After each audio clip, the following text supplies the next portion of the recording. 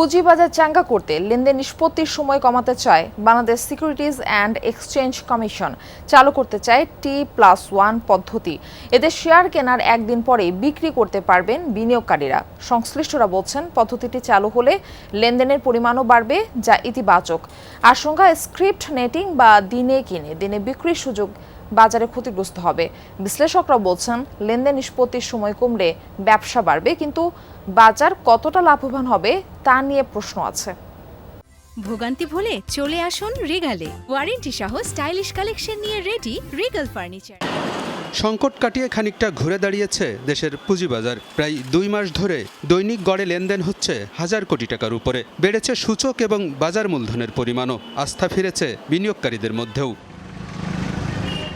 লেনদেনের পরিমাণ বাড়াতে আরও কিছু উদ্যোগ নিচ্ছে সিকিউরিটিজ অ্যান্ড এক্সচেঞ্জ কমিশন। লেনদেন নিষ্পত্তির সময় 2 দিন থেকে 1 দিনে নামিয়ে আনতে চাই সংস্থাটি। বর্তমান ব্যবস্থায় শেয়ার কিনে বিক্রির জন্য 2 দিন অপেক্ষা করতে হয়, কিন্তু নতুন পদ্ধতি কার্যকর হলে কেনার পর দিনই বিক্রি করা যাবে। পরিকল্পনায় আছে স্ক্রিপ্ট নেটিং তথা দিনে দিনেই লেনদেন নিষ্পত্তির। T+2 থেকে T+1 নেমে আসা, এটা ট্রেডের ক্ষেত্রে ভালো। এটা মোটামুটি একটা পয়েন্ট আছে, কিন্তু স্কিপ ট্রেড বা ডে ট্রেডিং দিনে কিনে দিনে বিক্রি করা মানে জটিল হতে পারে। T+1 আসে, হয়তো মার্কেটে আর একটু বেশি ভোলাটাইল হবে, সেটা ঠিক আছে, কিন্তু ডে ট্রেডিংটা আমি কোনোভাবেই সাপোর্ট করি না। আমি মনে করি যে এটা যারাই পার্টিসিপেট করবে হয়তো বা 1 সপ্তাহ পরে এসে সবার স্বাদ মিটে যাবে এটা করা। খুব গুরুত্বপূর্ণ অনেকগুলো ইস্যু এট এ টাইম আলোচনা হইতেছে, তো এগুলো আমার মনে হয় একটু সময় নিয়ে ধীরে সুস্থে আগানো ভালো। বাজার সংশ্লিষ্টরা বলছেন, নিষ্পত্তির সময় কমলে লেনদেনের পরিমাণ বাড়বে, যা বাজারের জন্য ইতিবাচক। এতে অংশগ্রহণকারীর সংখ্যা বাড়বে বলেও মনে করেন তারা। তবে স্ক্রিপ্ট নেটিং নিয়ে ভিন্ন মত আছে। বিষয়টি নিয়ে আরও পর্যালোচনার পরামর্শ সংশ্লিষ্টদের।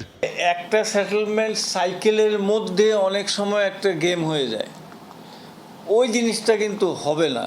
হ্যাঁ, বিকজ ও তো 2 দিন সময় পায়, 2 দিন পর্যন্ত তাকে ধরে রাখতে হবে। এই জিনিসগুলো অনেকটা কন্ট্রোলড হবে।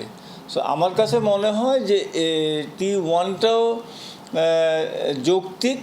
ইন্ট্রাডে ট্রেডটা যেহেতু DSE 30-র মধ্যে থাকবে, 30টা কোম্পানি শুধু হবে ইন্ট্রাডে ট্রেড, সেখানেও তেমন সমস্যা আমি দেখি না। T+1 হলে কি বাজারে ফ্লেক্সিবিলিটি বাড়ে, মোবিলিটি বাড়ে বা ভ্যালোসিটি বাড়ে।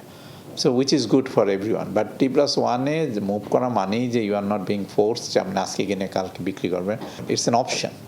এটা আমার মনে হয় যে মার্কেটে ইট উইল মানে bring liquidity in the market, যেটা আমাদের এখানে মার্কেট খুবই লিকুইড। T+1 এর সাকসেসফুল রান করার পর আফটার 1 or 2 ইয়ার্স হয়তো এটা নিয়ে ডিসকাশন শুরু হবে। But in the very long run হয়তো T+0-তে যাবে। বাট আমাদেরকে দেখতে হবে আমাদের নেইবারিং কান্ট্রিগুলি কী করছে। বিশ্লেষকরা বলছেন, লেনদেন নিষ্পত্তির সময় কমলে ব্যবসায়ীরা উৎসাহিত হবে, লাভবান হবে ব্রোকারেজ হাউস, মার্জিন ঋণের ব্যবহারও বাড়বে। তবে এ পদ্ধতিতে পুঁজিবাজার খুব একটা লাভবান হবে না। ব্যবসা বাড়লেও প্রকৃত বিনিয়োগকারী বাড়বে না বলেও আশঙ্কা তাদের। একজন বিনিয়োগকারী সেই ওই 2 সপ্তাহ 3 সপ্তাহ বা 2 মাস 6 মাস রাখবে না, এই ফিলোসফিতে তো আমি বিশ্বাস করি না।